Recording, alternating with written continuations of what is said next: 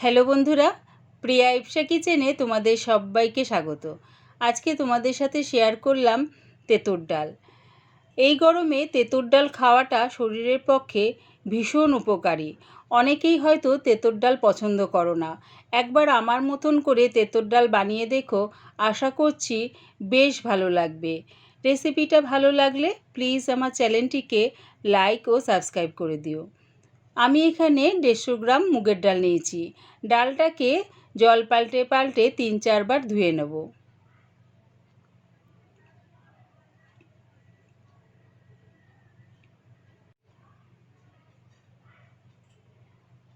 একটা পাত্রে আমি গরম জল বসিয়ে দিয়েছি, গ্যাসটাকে হাই ফ্লেমে রেখে। তার মধ্যে মুগের ডালটা দিয়ে দিলাম। এদিকে দেখো, আমি এখানে উচ্ছে নিয়েছি, উচ্ছেগুলোকে এরকম গোল গোল করে কেটে নিয়েছি। আর নিয়েছি সজনের ডাঁটা। সজনের ডাঁটাটা এই গরমকালেও বেশ উপকারী, তাই আমি ডালটা উচ্ছে আর সজনের ডাঁটা দিয়ে করছি। এবারে উচ্ছের মধ্যে সামান্য একটু হলুদ দিয়ে মাখিয়ে নিলাম। গ্যাসটাকে হাই ফ্লেমে রেখে একটা কড়া বসিয়ে দিয়েছি।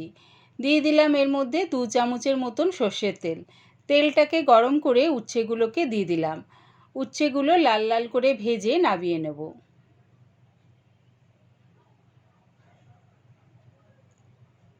দেখো লাল লাল করে ভাজা হয়ে গেছে, এবারে নামিয়ে নিলাম।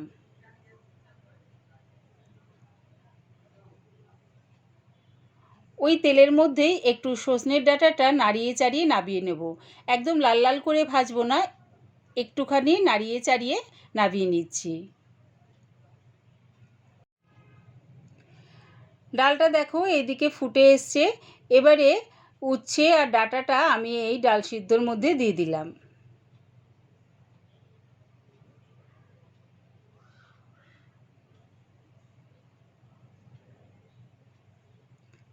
দেখো ডালটা প্রায় আমার সেদ্ধ হয়ে এসছে। এবারে দিয়ে দিচ্ছি এর মধ্যে আন্দাজ করে হলুদ গুঁড়ো। হলুদ গুঁড়োটা দিয়ে আর একটু ফুটিয়ে আমি এটা নামিয়ে নেব।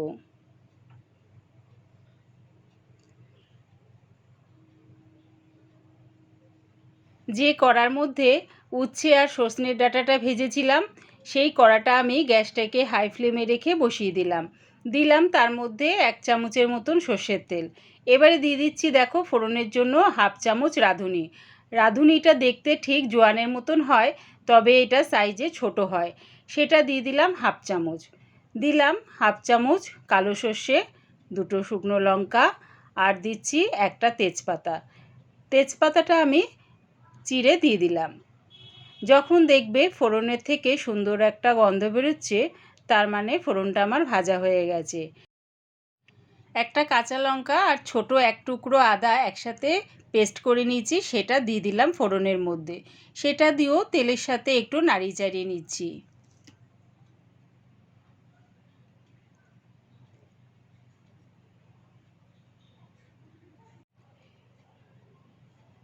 এবারে দিয়ে দিচ্ছি উচ্ছে আর সজনের ডাঁটা দিয়ে মুগের ডাল সেদ্ধটা, সেটা দিয়ে দিলাম আন্দাজ করে জল। যে যেরকম ডাল খেতে পছন্দ করো, মানে কতটা ঘন কতটা পাতলা, সেই অনুযায়ী জলটা ব্যবহার করো। দিয়ে দিলাম স্বাদ অনুযায়ী নুন। সব কিছু দিয়ে ডালটা আরও 1 মিনিটের মতন ফুটিয়ে নেব।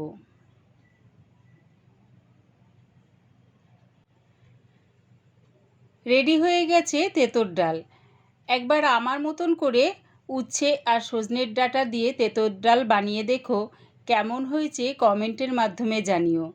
পুরো রেসিপিটা দেখার জন্য প্রিয়া ইপসা কিচেনের থেকে তোমাদের সবাইকে অনেক ভালোবাসা রইল। রেসিপিটা ভালো লাগলে প্লিজ আমার চ্যানেলটিকে সাবস্ক্রাইব করে দিও।